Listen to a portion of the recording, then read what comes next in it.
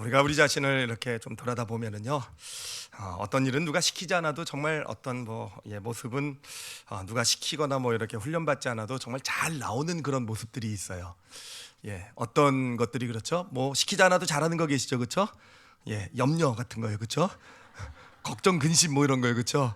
누가 시키지 않아도 정말 태어날 때부터 이렇게 갖고 정말 태어난 것처럼 그냥 염려, 근심, 걱정 또 뭐 잘합니까? 여러분 시키지 않아도 진짜 잘하는 거 갑자기 뒷담화가 생각이 나네요. 그리고 그 중에 하나가 어떤 불만족이 아닐까 생각을 합니다. 불만족 같은 거. 그런가 하면은요, 정말 우리가 해야 된다고 생각하고 막 정말 결심하고 이렇게 이래도 잘 안 되는 게 있어요. 정말 잘 안 되는 거. 좀 했다가도 또 안 되고 또 잊어버리고 하는 거. 그 중에 대표적인 것이 뭐냐면 바로 감사 아니겠습니까?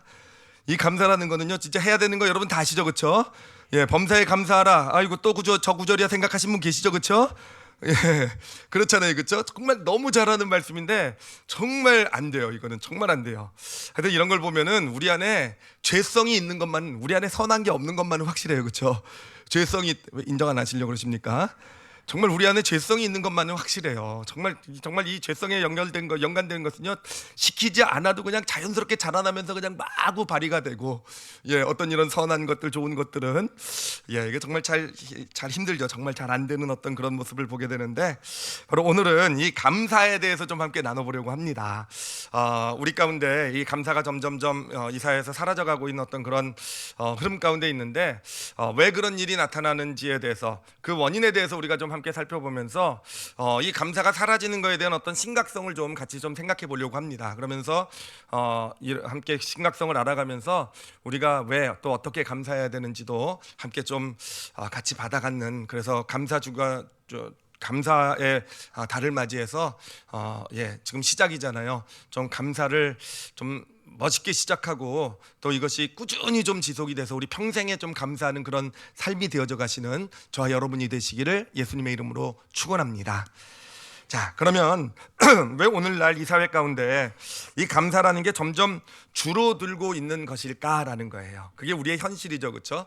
점점 감사가 사라져가고 있는데 그 원인이 무엇일까라고 보면은요, 이것을 우리가 좀 알기 위해서 좀 제가 간단한 경제를 좀 하나 소개해드리도록 할게요. 제가 전문가는 아니지만 그래도 이렇게 좀 이렇게 보고 배운 거를 하나 소개시켜드리려고 하는데, 그게 뭐냐면은요, 그 오늘날 이 사회를 특징짓는 아주 경제의 핵심 원리가 하나 있어요.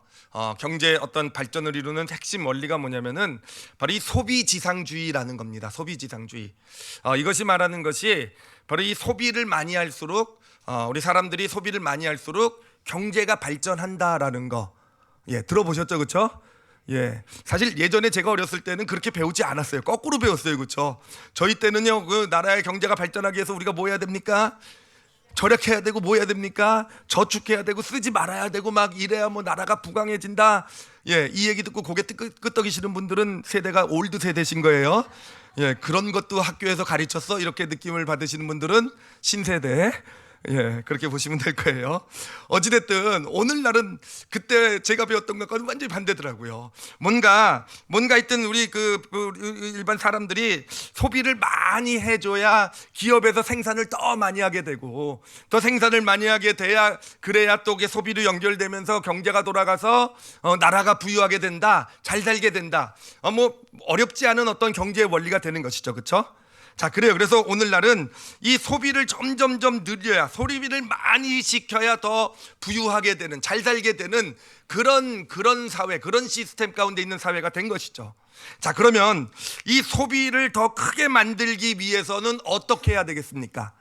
소비를 더 크게 만들기 위해서 예전에는요, 소비를 할 때 이 소비의 어떤 패러다임이라고 할까요? 그 패러다임이 뭐였냐면은 필요에 따른 소비였어요. 그러니까 내가 뭔가 필요한 게 있으면 사서 쓰는 것. 이게 예전의 소비였고, 아직도 그런 분 많이 계세요. 제 아내 같은 사람. 필요해도 잘 안 사요, 정말. 그런 게 예전의 어떤 소비의 형태 아니었겠습니까?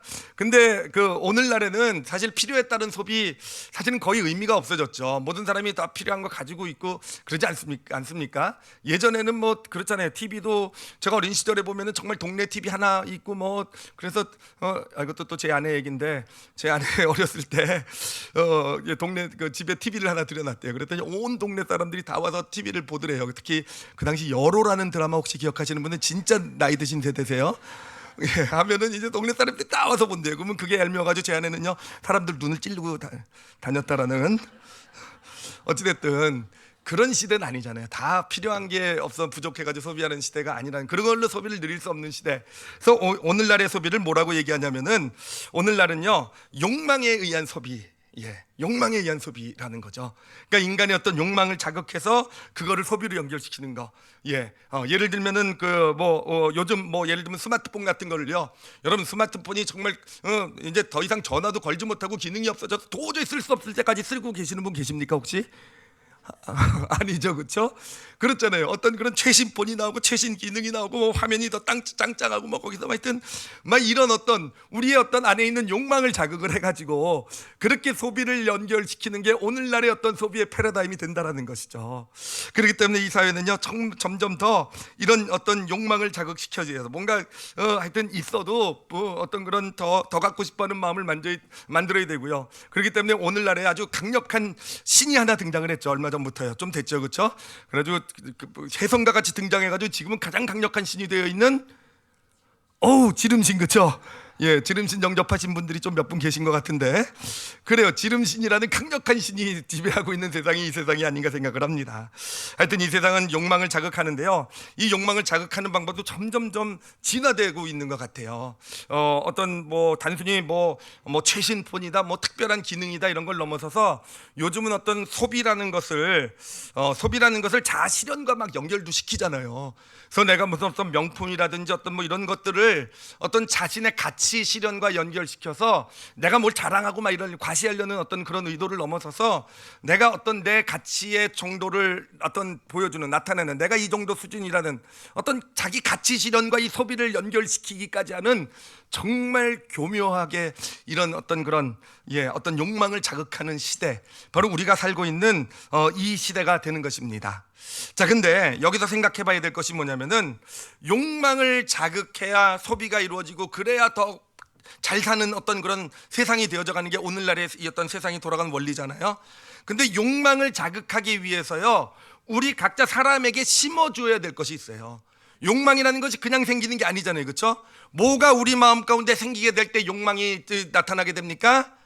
불만족이라는 거예요, 불만족. 그래서 오늘날의 모든 어떤 미디어라든지 이런 것들을 통해서 이루어지는 어떤 그런 내용들을 보면은요 끊임없이 불만족하게 만드는 거잖아요. 끊임없이 내가 갖고 있는 것, 내가 지금 하고 있는 것에서 불만족하게 만드는 거, 이게 이 세상을 지배하고 있는 오늘날의 거대한 흐름이 된다라는 겁니다. 오늘날에 사실 가장 중요한 게 뭡니까? 가장 중요한 게 다 경제잖아요, 경제. 미국의 어떤 대통령이 대통령 된 사람이 그 슬로건으로 대통령 됐다며요. 바보야, 문제는 경제야. 이걸 하나로요, 그렇죠? 굉장히 열세 있었는데 딱 그게 오늘날의 핵심이라는 거잖아요. 문제는 경제야. 정치를 얘기하고 가치를 얘기하고 별거 다 얘기했는데, 아니, 오늘날 사람들이 관심 있는 건 다 경제야. 그렇잖아요. 이 경제가 가장 중요한 이 시기에, 그래요, 이 경제가 부강하기 위해서는요 끊임없이 우리 사람들 안에 불만족이라는 걸 심어줘야 되는 세대, 바로 우리가 살아가고 있는 세대의 모습이 되는 것입니다. 그러므로 보이진 않지만 우리도 정말 정말 거대한 이 불만족의 어떤 흐름 가운데 거기에 지금 속해서 살아가고 있는 것, 그것이 우리의 모습이 되는 거예요. 여러분, 근데 불만족의 반대 개념이 뭡니까? 감사잖아요, 감사. 만족이죠, 만족. 정말 초딩 수준도 아니시고 오늘 감사 제목이면 좀 이렇게 생각하셔도 대답을 하시고, 어찌됐든 감사죠, 감사, 그렇죠? 좀 이렇게 맞았으면 좋겠어요. 우리 벌써 오랫동안 같이 하는데, 팍 끊겨버렸잖아요. 뭐 하는지도. 감사해요, 감사, 그렇죠? 하여튼 불만족, 이 세대는 정말 이 감사를 없애가는 세대예요. 감사보다는 불만족으로 가득 점점 태워가는 세대에 살아가고 있는 것이 우리의 모습이 되는 것이고, 자, 그러므로 우리 크리스찬들은 진짜 어떻게 보면 큰 어떤 도전 가운데 있는 겁니다. 그래, 하나님의 말씀은 우리가 오늘도 읽었듯이 정말 범사에 감사하라잖아요, 그렇죠? 근데 세상은 뭐라고 얘기합니까? 범사에 불만족하라는 거죠, 그렇죠? 하나님은요 범사에 감사하는 것이 그리스도 예수 안에 있는 우리에게 하신 하나님의 뜻이라고 얘기하고 있지만, 세상은 범사에 불만족해야 내가 더 많은 것을 누리고 내가 더 풍요로워질 것이고 내가 더 잘 살게 될 것이다. 이게 세상의 어떤 그런 원리잖아요. 오늘날 이 세상을 돌리는 가장 큰 거대한 흐름의 원리잖아요, 그렇죠? 그 가운데 살아가고 있는 것이 우리 크리스찬의 현실이라는 것입니다.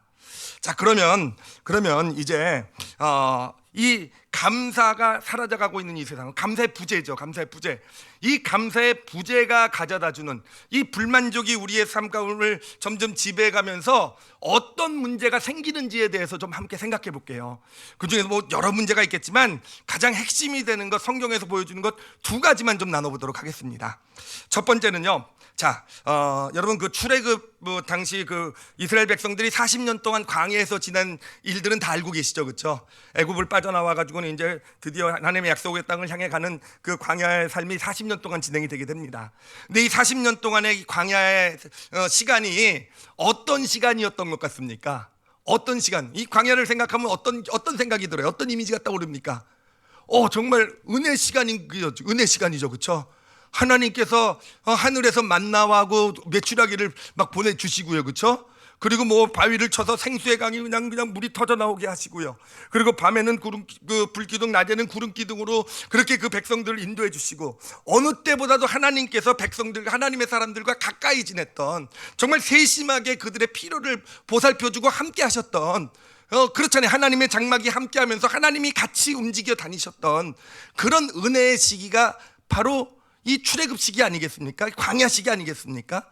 그런데요, 여러분 또 광야 시기 생각하면 또 나쁘게 생각하시는 분들 계시죠, 그렇죠? 예, 이스라엘이 못된 사람들 이렇게 생각하시는 분들 계시죠, 그렇죠? 그러니까 광야 시기는 동시에 하나님에 대한 거역의 시기이기도 하잖아요, 그렇죠? 하여튼 이스라엘 백성들 안에 있었던 온갖 나쁜 것들, 온갖 죄성들, 악함이 그냥 다 쏟아져 나왔던 시기가 또 광야의 시기잖아요, 그렇죠? 그럼 도대체 이 광야의 40년 동안의 시기는 어떤 시기일까 하는 거예요. 은혜의 시기였을까 아니면 거역의 시기였을까? 온갖 죄성이 쏟아져 나오는 그냥 정말 죄악의 시기였을까? 어떤 시기가 만나는 거예요. 이게 참 어려운 문제인 게 뭐냐면은 성경을 봐도 두 개로 나눠져 있어요. 성경에도 어떤 때를 보면, 어떤 곳에 보면 광야 40년을 얘기하면서 하나님의 은혜가 충만한, 하나님이 함께 하셨던 시기. 근데 또 어떤 곳에 가보면, 예를 들면 히브리서 같은 데 가보면 정말 백성들의 목이 굳어가지고 그냥 불순종하고 그냥 죄악이 그냥 빠지고 쏟아나왔던 시기. 도대체 어떤 게 맞을까 하는 거예요. 어떤 게, 똑같은 광야 40년인데 여러분 어떤 게 맞을 것 같습니까? 그냥 마음에 드는 거 고르시면 돼요. 예, 어떤 게 맞겠습니까? 둘 다 맞겠죠, 그렇죠?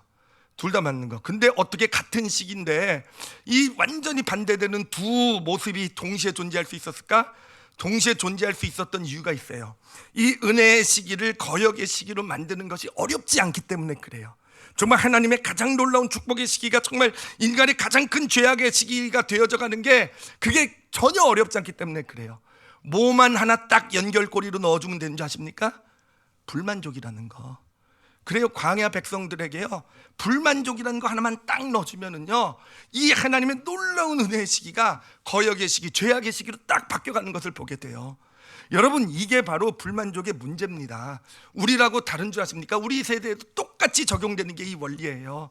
그래, 우리에게도 똑같은 환경, 어떤 우리의 환경이 바뀌었기 때문에 우리의 어떤 삶의 모습이 바뀌어서 어떤 그런 정말 은혜의 시기가 갑자기 정말 죄악의 시기, 거역의 시기가 되는 게 아니라는 거예요. 뭔가 환경이 좋아져서 거역하고 죄악의 시기가 갑자기 은혜의 시기로 바뀌는 게 아니라는 거예요. 우리 인간요, 똑같은 환경 가운데 있단다 할지라도요, 뭐 하나 때문에 바뀝니까? 내 마음에 있는 것들, 내 마음에 감사가 부재가 되게 될 때, 내 마음에 불만족이 자리 잡게 될 때, 조금 전까지만 해도 정말 축복이고 은혜고 하나님이 함께 하셨던 가장 좋았던 시기가 정말 하나님께 거역하고 정말 가장 망가지고 가장 무너지는 그런 시기가 될 수 있다는 것입니다. 이게 바로 불만족의 문제예요. 그래요, 여러분, 이 인간의 죄성의 문제도 그렇습니다. 이 세상은요, 그렇게 얘기를 해요. 이 세상의 논리는 좀 우리 인간이 더 잘 되게 되면은 우리 인간 안에 죄악이 죄성이 다 없어지진 않겠지만 그래도 인간이 좀 더 나은 사람이 될 것이다. 그래서 뭔가 좀 더 풍족해지고 좀 더 많은 것을 누리면은 우리 더 잘 사는 더 좋은 사람들 이렇게 되어져 갈 것이다. 이게 세상의 논리예요, 세상의 논리. 네, 여러분, 절대로 그렇지 않아요. 절대로 그렇지 않아요. 이건 세상이 우리를 교묘하게 속이는 겁니다. 여러분, 세상이 더 풍요로워졌다고 해가지고 사람들이 더 덜 악해집니까? 예, 덜 악해집니까? 예, 세상이 좀 더 자유로워지고 뭔가 좋아졌다고 세상이 사람들이 더 덜 악해지고 정말 더 착해집니까? 아니요, 절대로 그렇지 않아요. 절대로 그렇지 않아요. 제가 이 교회 사역을 하면서 발견한 사실이 뭐냐면은, 여러분, 교회가 풍성하면요 그게 결코 축복이 되지 못하더라고요. 물론 제가 경험은 많이 못 해봤어요. 우리 교회가 그런 적이 별로 없어가지고 경험은 많이 못 해봤는데, 그래도 그래요. 정말 교회가 풍성한 것이요, 그래요. 정말 풍성하고 막 그렇게 되면은 좋아봤자 그냥 편안한 거예요. 그냥 교회가 편안하고 좀 안정되는 거, 이 정도 좋은 점이 있고요. 정말 풍성하면 오히려 많은 경우에 교인들이 분열하고 다툼 가운데 갈등 잘 되면 오히려 그런 일들이 많이 나타나더라고요. 예, 그 풍요롭지만 그 안에 뭐가 없으면 그렇게 됩니까? 그래요. 감사가 없으면, 뭔가 불만족이 자리 잡으면요 오히려 더 나쁜 모습으로 이 어떤 그런 그 교회의 모습이 나타나게 되더라고요. 사실 교회가 제일 아름다웠던 시기가 언제였는가? 정말 교회가 제일 교회답고 정말 어떤 그런 성도들의 어떤 아름다운 헌신과 정말 사랑과 어떤 희생과 이런 게 나타났던 시기는 언제였겠습니까? 부족했을 때예요. 어려웠을 때예요. 그렇죠. 물론 그냥 부족함과 어려움만으로 되는 건 아니죠. 부족하고 어려움 가운데 그 안에 뭐가 있으면 됩니까? 감사가 있을 때 정말 교회는 가장 아름다운 모습이 나타나게 되더라고요. 여러분, 이건 단순히 교회뿐만 아니라 우리 개인의 삶도 마찬가지예요. 우리 개인의 삶도 그렇고요, 가정도 마찬가지라고 생각합니다. 가정도 마찬가지고, 그래요. 우리가 소속돼 있는 모임이나 어떤 공동체들, 이 사회도 마찬가지가 되는 거예요. 제가 일부 예배를 준비하면서 제가 공식 만드는 거 좋아하잖아요, 그렇죠? 또 공식이 하나 떠올랐어요. 근데 바로 말씀 전하기 바로 전에 떠올른 거여서, 여러분 기쁜 소식이에요. 제가 PPT까지로는 못 만들었어요. 여러분 피곤하게 안 해드리려고 안 만들었는데, 어떤 공식을 제가 이렇게 마음속에 이렇게 확 부딪혀 들어왔냐면은, 어떤 풍요로움과 어떤 그런 감사를 이 두 가지 조합으로 생각을 해본 거예요. 생각을 했을 때 정말 우리 삶에 있어서 최악의 경우는 뭐냐면은요, 정말 최악의 경우는요, 풍요로우면서 감사가 없을 때예요. 정말이에요. 이 풍요로우면서 감사가 없고 불만족이 자리 잡게 될 때, 그때 인간의 가장 악함이 나타나요. 정말 가장 악하고 가장 더러움이 나타나는 것, 죄성이 가장 크게 발휘될 때가 잘 기억하세요. 풍요로우면서 감사가 없을 때예요. 그리고 그 다음 나쁠 때가 언제냐면은요, 가난하면서 감사가 없을 때예요. 부족하면서 감사가 없을 때. 부족하면서 감사가 없을 때는요, 인간이 비참해지더라고요. 그러면은 좋은 건 뭐겠습니까? 여러분이 가장 원하는 건 뭐겠습니까? 풍요로우면서도 감사가 넘치는 거, 그렇죠? 그때는 정말 좋죠. 감사하고 은혜도 있고 하나님의 어떤 하나님 주신 거 많이 누리는 복된 삶이 되어져 가는 거 맞아요. 근데 앉아서 막 가슴에 부딪혀온 건 뭐냐면은, 물론 풍요롭고 감사가 있을 때가 참 좋은 때지만 정말 가장 복된 시기는 언제인가? 우리 개인으로 보든지, 아니면 정말 그래, 우리 개인도 그렇고 우리 가정도 그렇고 어떤 교회나 공동체도 그래, 거기서 가장 아름다운 모습이 나타나고 정말 하나님이 놓아두신 가장 좋은 것들이 발휘되는 시기는 언제이냐면은요, 부족하면서 감사가 넘칠 때더라고요. 여러분, 이거는 거의 예외가 없는 법칙인 것 같아요. 우리는 부족이 삶을 불편하게 하기 때문에 참 싫어하지만, 그러나 실제로 우리 주변에 정말 위대한 인물도 뛰어난 사람들을 보면은요, 다 어떤 시기를 거쳐옵니까? 이 부족의 시기를 거쳐오잖아요, 그렇죠? 그 부족의 시기를 감사함으로 잘 지낸 사람들이 진짜 하나님이 세우신, 하나님이 주신 좋은 것들을 삶에서 발휘해내는, 그런 것이 나타나는 그런 인생이 되어져 가는 것이더라고요. 그래요. 우리 성경에 나타나는 믿음의 위대한 사람들도요, 어떻게 그들이 위대한 사람이 되어져 갑니까? 물론 풍요롭고 감사한 사람들도 물론 잘 살았겠죠. 그렇지만 성경에는 그런 사람 별로 없는 것 같아요. 진짜 성경의 위대한 인물의 사람들은요, 부족하면서도 정말 그 안에서 감사한 사람을 살았던 사람들이 정말 하나님이 들어쓰시는 정말 위대한 믿음의 사람들이 되어져 간 것입니다. 그렇기 때문에 물론 여러분 지금 뭐 풍요로움을 다 때려치는 얘기는 아니에요. 풍요로움을 다 때려치는 건 아니지만 정말 어떤 상황 가운데서도 이 감사라는 것을 놓치지 않으실 줄 아는 여러분들이 되시길 바랍니다. 특히 뭔가 삶에 어려움이 있고 힘든 일이 있을 때, 문제가 있고 어떤 그런 다툼 갈등이 있을 때, 여러분 그때 정말 우리가 감사를 붙들고 끝까지 감사할 수 있게 되면은요, 하나님께서 우리 안에 놓아두신 가장 좋은 것이 발휘되어서 나타나는 그런 축복을 누리게 될 줄 믿습니다. 그래요. 풍요로우면서 감사가 없을 때 우리 안에서 가장 나쁜 것이 나타나요. 예. 그러나 정말 부족하면서도 감사함이 있을 때 가장 좋은 하나님이 놓아두신 것을 나타내게 된다라는 거. 여러분, 자녀를 양육할 때도 우리가 이 원리를 좀 잘 기억했으면 좋겠어요. 우리는 자녀에게 좋은 것을 해주는 것이 어떤 정말 부모로서 자녀에게 뭐 줄 수 있는 축복이다라고 생각할 수 있을지 모르지만 결코 그렇지 않다라는 거. 그렇다고 뭐 좋은 걸 주지 말라는 거 아닙니다. 정말 좋은 것이신 이걸 주는 거에 앞서서 무엇이 중요합니까? 감사할 줄 아는 어떤 그런 모습에 감사가 그 영혼 가운데 있는 자녀, 그런 자녀를 세워낼 수 있어야 된다는 거. 여러분, 망가진, 주로 탈선하고 망가지고 문제 있는 그런 정말 문제받는 자녀들은 주로 어디서 나옵니까? 풍요롭지만 감사가 없는 가정에서 나오잖아요. 그렇죠? 그렇잖아요. 그래요. 여러분, 그렇다고 뭐 자녀 거 다 지금 뺏지 마시고, 예, 물론 우리가 줄 수 있는 것 주고 해야 되겠지만, 그러나 정말 지나친 풍요라든지 어떤 이런 것들은 결코 축복이 되지 못한다는 것. 오히려 좀 부족함 가운데서 감사할 줄 아는 자녀로 세워나가게 될 때, 그것이 우리 자녀를 정말 하나님이 들어쓰시는, 그 안에 하나님이 놓아두시는, 우리 안에는요 좋은 것과 나쁜 것이 다 있어요. 그래요. 근데 그 감사함에 어려울 때도 감사할 줄 알게 될 때 그 좋은 것들이 점점점 내 안에서 내 것이 되어져 가고 내 삶의 모습으로 나타나는 그런 축복을 누리게 되는 것입니다. 자, 두 번째로 이 감사의 부재가 가져오는 우리 삶의 문제는 뭐냐면요, 이것도 성경의 예를 통해서 말씀을 드리도록 할게요. 구약에 보면 사울 왕이 등장을 하죠. 근데 사울 왕이 등장하고 나서 이제 사울 왕에게 나타난 사람이 누구냐면은 다윗이었어요. 다윗. 혜성과 같이 나타났죠. 네, 여러분 한번 잘 생각해 보세요. 사울 왕의 입장에 대해서 생각해 보세요. 사울 왕에게 다윗은 축복이었을까요? 아니었을까요? 예, 사울 왕에게 있어 다윗은 축복이었을까요? 아니었을까요? 그래요. 초창기 때는 분명히 축복이었어요. 분명히 축복이에요. 정말 사울 왕이 블레셋과 싸우면서 그 골리앗 때문에 정말 거의 패배할 그런 위기에서 이스라엘을 구원해낸 사람이 바로 다윗이죠, 그렇죠? 그리고 그 이후에도 전쟁에 나가면서 정말 이스라엘을 대적으로부터 물리치고 이 사울 왕의 왕권을 강력하게 세워준 가장 큰 공헌자가 다윗이에요. 그러니까 다윗은 사울 왕에게 있어서 정말 놀라운 축복이었어요. 정말 하나님께 맨날 감사했을지도 몰라요. 어떻게 다윗 같은 사람을 불러주셔가지고 어떻게 정말 하나님 감사 이랬을지도 모르겠어요. 제가 안 가봐서 모르겠지만 하여튼 그랬을 것 같아요. 근데 여러분, 그 어느 순간부터 다윗은요 사울 왕에게 장애물이 되어져 가요. 인생의 가장 큰 장애물이 되어져 갑니다. 그래서 결국은 그의 삶의 길을 가로막고 결국은 사울 왕의 삶을 무너뜨리는 역할을 하는 게 다윗이 돼요. 그러면은 왜 그렇게 똑같은 한 사람 다윗이 축복도 됐다가 인생의 장애물도 되었겠느냐는 거예요. 다윗이 변했기 때문에 그렇겠습니까? 아니에요. 다윗은 변하지 않았어요. 다윗은요 한결같이 사울 왕에 대한 충실한 마음을, 충성된 마음을 가지고 있었어요. 그러면 왜 축복이었던 다윗이 사울 왕에게 어느 순간부터 장애물이 되었는가?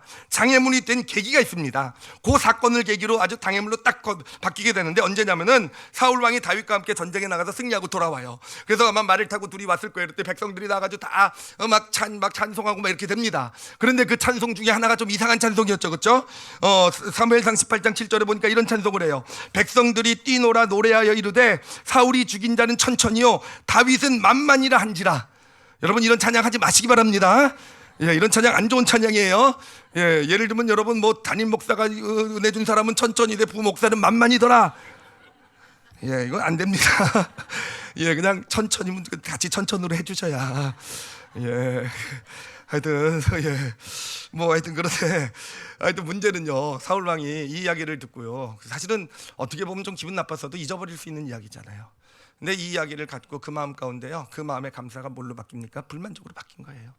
그리고 그때부터 다윗은 사울 왕에겐 장애물이 됐어요. 너무 간단해요.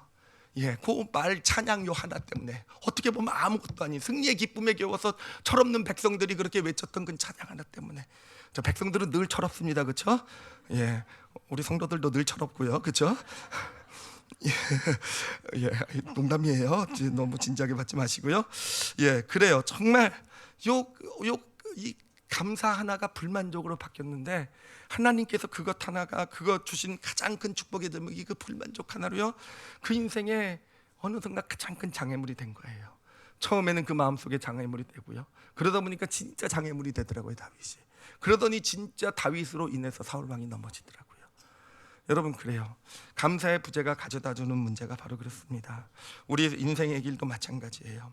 우리 인생의 길에 정말 하나님께서 주신 축복들이요, 어느샌가 우리 인생의 장애물이 되어져 가는 이유가 뭐겠습니까? 감사가 사라져가게 되면은요, 그게 다 인생의 장애물이 되어져 가는 거예요. 그래요. 우리의 가정도, 가정에 대한 감사가 있을 땐 축복이지만, 정말 축복이지만, 가정에 대한 감사가 사라지고 가정에 대한 불만족이 생기게 되면요, 여러분, 그 가정은요 정말 우리 삶의 장애물이 돼요. 정말 왜 이런 가정이 있어서 내 발목을 붙잡고 나를 힘들게 만들고. 여러분 그래요. 이 어떤 남편도 그렇고 아내도 그렇고 자녀도 그렇고 부모도 그래요. 그 불만족을 품는 순간부터 하나님이 주신 축복의 제목이 어느샌가 무슨 제목이 뭐가 되니까 내 인생의 장애물이 되는 거예요. 나를 방해하고 나를 힘들게 하는 제목이 되어져 가는 거예요. 그래, 모든 게 그래요. 모든 어떤 그런 일어난 일들, 사건들, 어떤 그런 모임들, 공동체들, 이런 것들이요, 그 안에 감사가 사라지는 순간부터, 그 안에 불만족이 자리 잡는 순간부터 뭐가 됩니까? 인생의 장애물이 되어져 간다라는. 그래요. 제가 참 이 깨달음을 받으면서 저도 마음이 참 아프더라고요. 지금도 이렇게 보면 내 인생의 가장 힘든 일이고, 정말 왜 나에게 이런 일이 있었을까, 정말 늘 불평이 나오고 이런 어떤 그런 내 인생의 장애물처럼 생각되는 어떤 그런 일들이 처음부터 장애물은 아니었더라고요. 원래는 축복의 제목이었더라고요. 그런데 언제부터 그렇게 되었는가 보니까, 감사가 다뤄졌을 때, 언제부턴가 뭔가 어떻게 보면 참 작은 계기인데 그거 하나를 마음에 품고는 놓지 못해서 어느샌가 불만족을 갖게 되고, 그게 쌓여가더라고요. 한번 하니까 이 불만족이라는 게 쌓여가게 되면서 어느샌가 내 인생의 장애물처럼 나를 힘들게 하고 내가 뭔가를 하는 일에 늘 방해가 되는 어떤 이런 것처럼 되어져 가는 거. 여러분 그래요. 이 감사의 부재가 정말 불만족이 우리에게 가져다주는 문제예요. 우리 안에 있는, 그래요, 이 불만족을 품을 때 우리 그 불만족이 소비를 진작시켜서 무슨 우리를 잘 살게 만들고 뭐 많은 걸 누리게 할지는 모르겠지만, 점점 그러면서 나에게 있는 것, 나에게 누리는 것, 정말 이게 놀라운 축복의 제목들이 될 수 있었던 것이 어느샌가 내 인생의 장애물이 되어져 가는 것.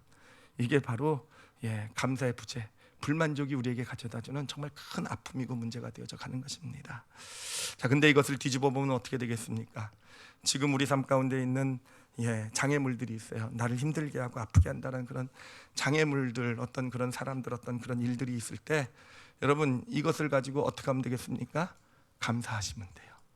그래요. 감사가 되지 않아도요, 끊임없이 감사하고 또 감사하고 감사해서 어느 순간인가 정말 그것을 내 마음의 감사로 채워갈 수 있게 될 때, 그 인생의 장애물이라고 생각했던 것이 내 삶의 축복으로 바뀌어가는 하나님의 놀라운 역사를 경험하게 될 줄 믿습니다. 우리는 이 불만족이라는 정말 거대한 시대의 흐름 가운데 살아가고 있는, 어떻게 보면 참 불쌍한 사람들이에요. 정말 그쪽에 세뇌가 되어서 TV만 키면, 인터넷만 보면, 또 다 대화도 그렇죠. 사람들이, 세상 사람들의 모든 대화가 정말 교제의 자리에서, 술자리도 마찬가지죠, 그렇죠?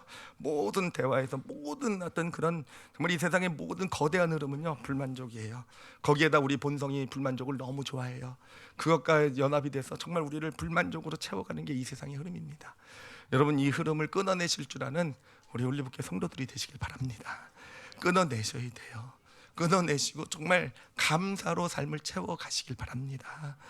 이 흐름을 뒤집어야 돼요. 그런데 아까도 말씀드렸듯이요, 감사는 우리의 본성하고는 달라요. 죄된 본성하고. 그래서 여러분 훈련하셔야 돼요. 여러분 감사는요 정말 억지로라도 찾으셔야 돼요. 정말 감사의 제목을 잡아서 글로 쓰시고 하나님 앞에 고백하시고 감사를 직접 그 사람에게 얘기하고, 감사는 훈련해야 됩니다. 근데 감사에 또한, 그런데 놀라운 축복은 뭐냐면은, 여러분 감사는 이게 영적인 거더라고요. 근데 영적인 것이기 때문에 이렇게 감사를 하게 되면은요, 그 다음 감사가 또 보여요. 그러니까 감사가 감사를 낳는 거더라고요. 점점점 감사를 볼 수 있는 눈이 열리게 되는 것이더라고요. 여러분 이번 감사의 달을 맞이해서 그러므로 정말 이 감사라는 거, 감사해야 되겠구나, 여러분 깨닫고 끝내지 마시기 바랍니다. 특히 감사는요, 깨닫는다고 해서요 아무런 역사를 일으키지 못해요. 우리의 성품하고 너무 전혀 우리 안에 없는 거기 때문에, 바로 이거는 진짜 여러분 저기 입구만 나가시면 바로 없어지시는 거예요. 그냥 깨달음. 그래요. 진짜 훈련하셔서 감사로 살아가기로 정말 하나하나 찾아서 정말 여러분 삶의 축복의 제목이 되길 원하시잖아요. 그러면 하나님 말씀 의지하셔서 정말 나의 장애물이고 나를 힘들게 하는 제목들부터 놓고 한번 감사해 보세요. 그래서 감사가 될 때까지 감사하시길 바랍니다. 그렇게 되게 될 때 힘든 일들을 놓고 감사하시길 바랍니다. 그래요. 똑같은 상황이지만 나에게 불만족을 줬던 걸 가지고 감사의 제목을 만들어 가시기 바랍니다. 그렇게 될 때 정말 내 안에 있었던 어떤 부족함이 오히려 정말 부족함과 결핍이 오히려 감사 가운데서 나를 정말 아름다운 사람으로 세워가는 축복을 누리게 될 것이고, 내 인생의 장애물이라고 여겼던 것이 정말 하나님이 주신 축복의 제목으로 바뀌어져가는 놀라운 축복을 누리게 되시는 것, 정말 감사로 훈련 받으시고 정말 감사가 삶의 일부가 되어져 가시는 그런 우리 성도들 되시기를 예수님의 이름으로 축원합니다. 기도하시겠습니다. 이 시간 우리 성찬 예식을 행하게 될 텐데요. 먼저 잠시 좀 감사의 고백을 드리고 좀 시작했으면 좋겠어요. 오늘 깨달음 놓고 하나님께 정말 감사하겠습니다라는 결단의 고백 좀 한마디 좀 꼭 하세요. 정말 훈련하겠습니다. 내 것으로 만들겠습니다라는 그런 고백 하나님께 꼭 드리시고요. 그리고 이 시간에 한 가지 이상의 감사 제목을 좀 한 가지는요 최소한 좀 고백했으면 좋겠어요. 그 한 가지는요, 근데 지금 내 인생을 제일 힘들게 하는 문제를 놓고 좀 감사했으면 좋겠어요. 여러분 삶을 제일 지금 아프고 힘들게 만드는 문제가 뭐가 있습니까? 건강의 문제입니까? 물질의 문제입니까? 자녀입니까? 어떤 관계입니까? 가정 어떤 것입니까? 그거를 놓고 한번 이 시간 감사의 입술 한번 벌려보세요. 잘 안 되더라도 누구 때문에 감사합니다, 무엇 때문에 감사합니다 라고 한번 고백해 보세요. 그리고 이 감사 끊임없이 감사하겠습니다 라고 한번 고백해 보세요. 바로 그 기도 우리 다 같이 우리 잠시 시간 드리겠습니다. 함께 통성으로 기도하시겠습니다. 하나님 아버지 감사합니다. 아버지 하나님, 이렇게 아버지 감사해야 된다는 깨달음 주신 것 감사하고, 아버지 하나님 이 시간 정말 감사로 끝나는 것 되지 말게 하시고 정말 감사, 저의 죄성을, 불만족의 흐름을 이겨내고 저의 죄성을 극복해내고 정말 하나님 앞에 감사로 설 줄 아는 그런 믿음으로 설 때까지 아니 평생에 정말 감사하며 그렇게 서나가는 인생이 되기를 소원하오니, 하나님께서 저희 영혼에 은혜 주시고 저희 믿음의 결심을 붙잡아 주시고 성령님 함께하여 주시옵소서. 아버지 하나님 감사합니다. 하나님 아버지 감사합니다. 아버지 감사합니다.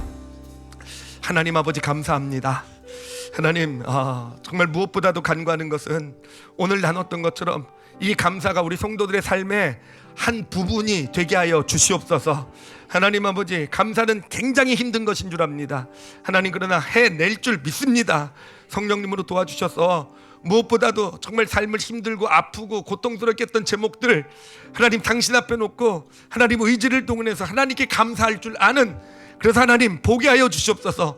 감사할 때 그 문제들이 오히려 우리 삶의 축복이 되어져 가는 것을 경험하는 하나님의 역사를 보는 우리 하나님의 자녀들 되게 하여 주시옵소서. 아버지, 이 시간에 성찬 예식을 행하려고 합니다. 하나님 감사함으로 행하길 원합니다. 정말 우리에게 있어서 가장 근본적이고 큰 감사가 뭐겠습니까? 예수 그리스도께서 십자가를 지셨다라는 것, 그렇기 때문에 하나님께서 영생을 얻게 하려 하심이라 이 말씀을 우리에게 주셨다라는 것, 우리가 잘나서가 아니라 이 말씀이 우리에게 있기 때문에 하나님이 우리를 영원한 생명으로 이끄신다라는 것, 하나님 그 감사로 드려지는 성찬 예식이 되게 하여 주시옵소서. 아버지께 감사드리며 예수님 이름으로 기도드렸사옵나이다. 아멘.